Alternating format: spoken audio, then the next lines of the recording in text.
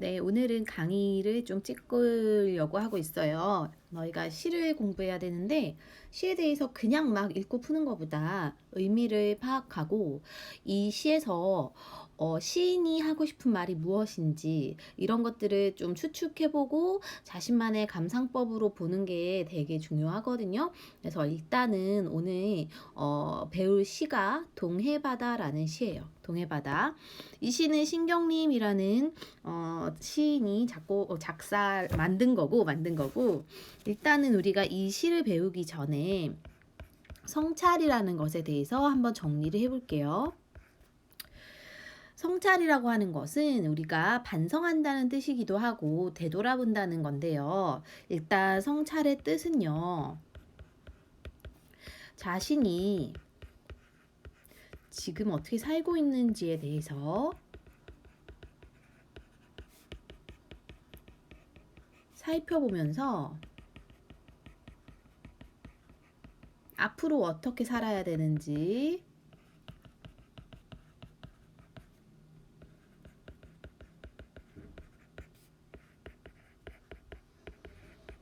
생각해 보는 거예요.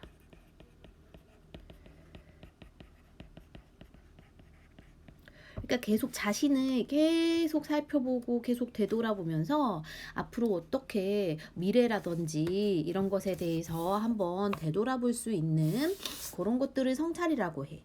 그러면 우리가 살아가면서 있어서 계속 성찰을 하면 어떤 효과가 있냐면 좋은 점은 계속 좋게 유지를 하겠지만 나쁜 점에 대해서 반성해서 고칠 수 있겠죠. 그치?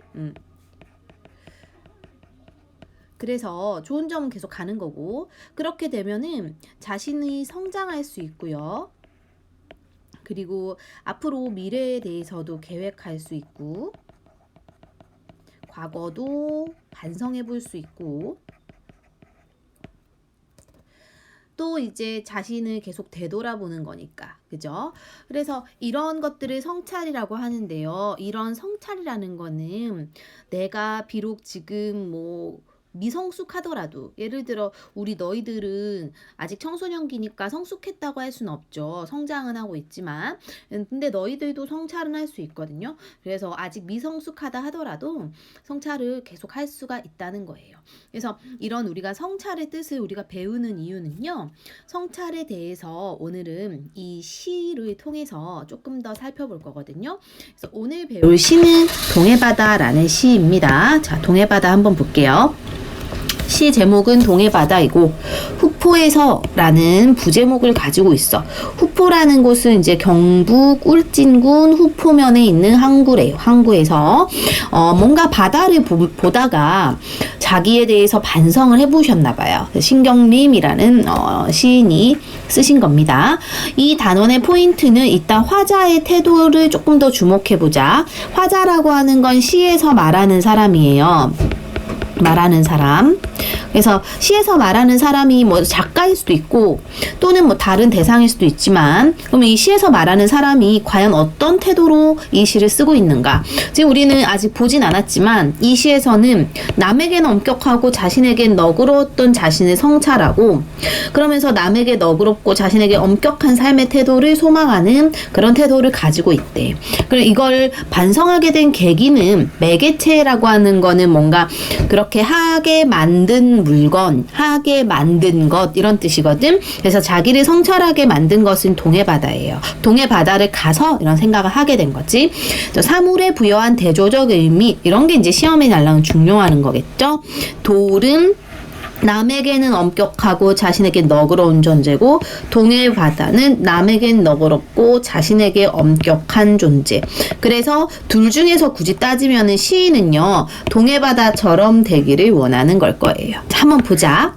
자, 1년 2년으로 갈게요. 우리가 얘들아 연이라고 하면요 이렇게 한 덩어리를 얘기하죠. 요렇게 한 덩어리 요렇게 한 덩어리를 1년 2년이라고 합니다. 그럼 먼저 1년을 볼게요. 친구가 원수보다 더 미워지는 날이 많다. 티끌만한 잘못이 맷방석만하게 동산만하게 커 보이는 때가 많다. 자, 첫 번째 1년에서 첫 번째 1행을 보면 친구가 원수보다도 더 미워지는 날이 많대요.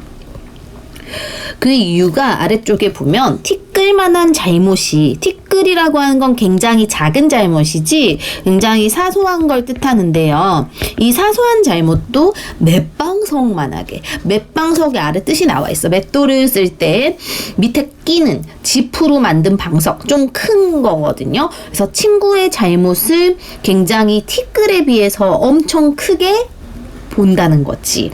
그래서 이 맷방석은 티끌에 비해서는 좀 더 큰 대상을 뜻하는 거야. 선생님이 쓰는 거 너희도 다 쓰세요. 그 다음 동산만하게 커 보이는 때가 있다. 이 동산은 맷방석보다도 더 큰 거야. 그러니까 여기서 여기로 가서 커지고 여기서 여기로 가서 더 커지는 거예요. 그래서 점점 더 커 보인다는 거지. 그치? 그래서 세상이 어지러울수록 남에게는 엄격해지고 내게는 너그러워지나 보다 라고 반성하시고 있어요. 자, 여기가 성찰하는 대목이야. 그치? 세상이 어지럽다는 건 막 세상이 더럽다는 뜻이 아니라 세상이 어지럽다는 거는 삶이 힘든 것, 고달프고 힘들수록 나는 좀 더, 내 잘못은 좀 더 눈 감게 되고 남의 잘못은 조금 더 되게 사소한 것도 더 잘못되게 본다는 거지. 그렇죠? 그래서 돌처럼 자라지고 굳어지나 보다. 여기서 돌이라고 하는 게 이제 여기 아래 위에서 쭉 나왔던 그런 태도들을 갖고 있는 물건이에요. 다시 말해서 이 돌은 자신의 어떤 옹졸한 모습이 뭐냐면 남에게 굉장히 막 좀 남욕은 굉장히 잘하지만 자기에 대해서 항상 관대하고 나는 괜찮아 이렇게 생각하는 그런 게 이제 돌이라고 비유를 하고 있어요. 그래서 돌처럼 자라지고, 그러니까 작아지고 점점 딱딱해진다는 거지. 마음이 딱딱하고 이렇다는 거는 다른 사람을 포용할 수 없다는 거거든요. 그래서 1년에서 보여지는 것은 어떤 바다에 가서 자기가 이제 성찰을 하게 된 거예요. 남에게 엄격하고 내게는 너그러워지는 그런 태도를 성찰했어요. 자, 2연으로 가봅시다. 2연이에요. 좀 올리자. 왜 이렇게 안 올라가냐 이거. 2연이에요. 멀리 동해 바다를 내려다보며 생각한다. 자, 동해 바다가 아까 위에서 정리했지만 이 동해 바다가 자기가 여기를 가서 자아 성찰을 하게 된 계기예요. 매개체라고도 하지. 이걸 내려다보며 생각한대요. 널따란 바다처럼 너그러워질 수는 없을까? 요렇게 되고 싶은 거지. 그쵸? 깊고 짙푸른 바다처럼 감싸고 끌어안고 받아들일 수는 없을까? 스스로는 억센 파도로 다스리면서 제 몸은 맵고 모진매로 채찍질하면서. 자, 이 바다의 태도가 어떠냐면 얘들아, 자기 스스로에게는 억센 파도로 다스린대. 억센 파도라고 하는 거가 이제 한마디로 아래쪽에 한 번 더 나와. 매. 파도로 자기를 계속 치고 매로 자기를 계속 채찍질한다는 것은 자기에게는 굉장히 엄격한 거야. 자신에게는 엄격한 태도지. 근데 자신한테 이렇게 엄격하지만 남에게는 이렇게 감싸고 끌어안고 받아주는 거죠. 그쵸? 그래서 이거는 타인에 대해서, 남에게는 너그러운 거야. 그래서 이런 바다처럼 자기는 요런 태도를 갖고 싶다는 거지. 그쵸?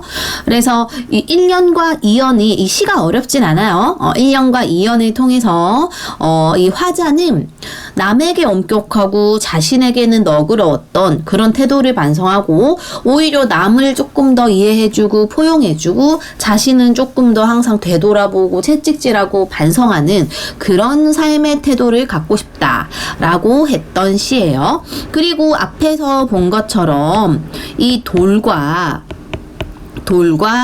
동해바다는 서로 대조적 의미를 가지고 있어요. 돌은 옹졸한 모습, 남에게는 엄청 뭐라 하는 거. 바다는 반대. 자, 자기에게 엄격한 모습. 이렇게 비유하고 있습니다. 자, 작품 해설 끝났고요. 문제 스스로 조금씩 풀어보시고 뒤에 있는 빈칸들도 다 채워보시면서 꼼꼼히 풀어보세요. 어렵진 않을 거예요. 끝.